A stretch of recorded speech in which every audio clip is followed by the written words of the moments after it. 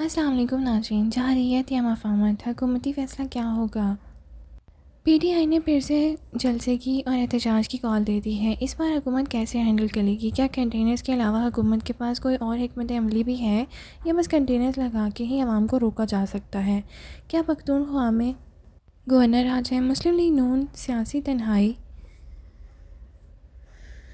की तरफ बढ़ रही है।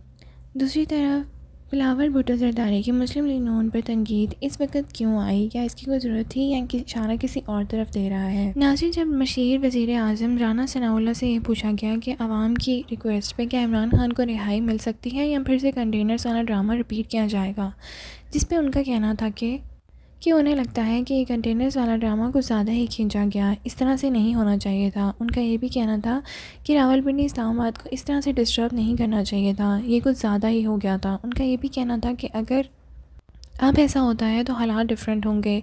उन्होंने यहाँ तक कहा कि 24 नवंबर से पहले, एहतजाज से पहले ही पीटीआई की क़यादत को गिरफ़्तार कर लिया जाएगा या फिर वो गायब हो जाएगी। आइए सुनते हैं उन्होंने मज़ीद। हमारी आज की टॉप स्टोरी, जारहियत या मफाहमत, हुकूमती फैसला क्या होगा। और ये उससे रिलेटेड है जो 24 नवंबर की कॉल इमरान खान साहब ने दी हुई है पीटीआई के लिए और कहा है कि मारो या मर जाओ।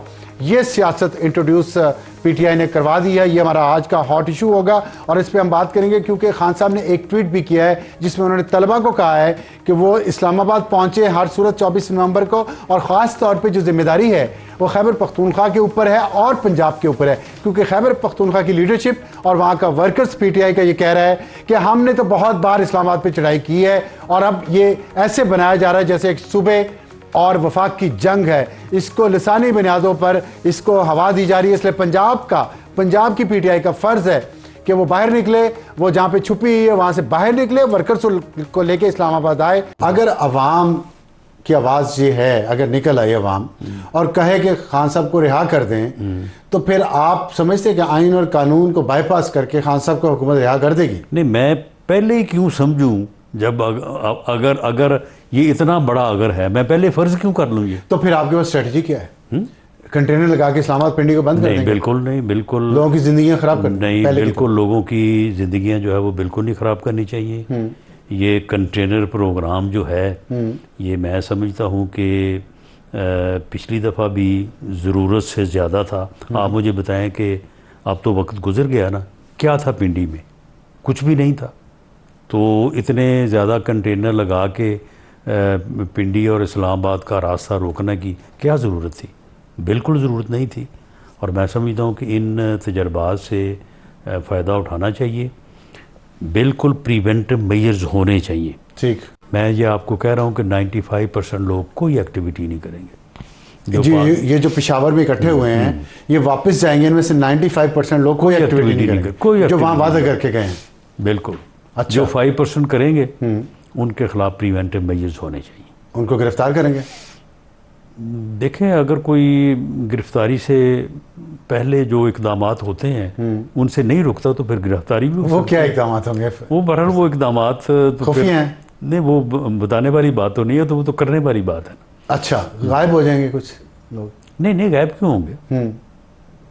फिर मतलब इसमें कोई गैर कानूनी? देखिए मामला ये है कि ये जो स्ट्रेटजी है उसको इस तरह से तो डिस्कस नहीं किया जा सकता। और वैसे भी जो पॉलिसी बनेगी अल्टीमेटली वो कैबिनेट में डिस्कस होगी, उसके बाद प्राइम मिनिस्टर जो है वो उसकी पॉलिसी देंगे। जो भी जिस मौजू पे भी गुफ्तगू चाहते हैं वो मैं करने को तैयार। मैं मौजू आपको बता देता हूँ। 4 शराइत रखी है उन्होंने।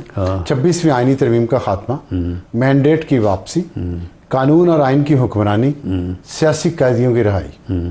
इसमें से कौन कौन से मुतालबात आप मान लेंगे? नहीं, कोई ये कभी मुज़ाकरात इस तरह से होते हैं कि जी पहले मुतालबात मान लें तो फिर मुज़ाकरात किस बात के करने? आपको उनका एजेंडा तो पता चल गया ना? नहीं, एजेंडा जो भी हो, आप इस पे कोई रिएक्शन नहीं देना चाहते? In between political parties and political leadership कभी मशरूत बात जो है वो नहीं होती। मैं तो इस बात को एक पॉलिटिकल वर्कर के तौर पे जानता हूँ। फिर बैठे क्यों? किस लिए आगे बैठे वो? तो बैठे आए, बात करें जिस मर्जी मौजू पे बात, चाहे नहीं चारों मौजू पे करें, लेकिन आप चाहते हैं कि पहले ये कंडीशन नहीं, देखें ये प्री कंडीशन कभी जो है वो पॉलिटिकल डायलॉग नहीं होता। बैठ के जो भी बात करनी है करें, हम भी करेंगे ना। हम भी कभी जो है वो मैंडेट की वापसी के लिए जो है वो हम भी सदाएं करते रहे हैं।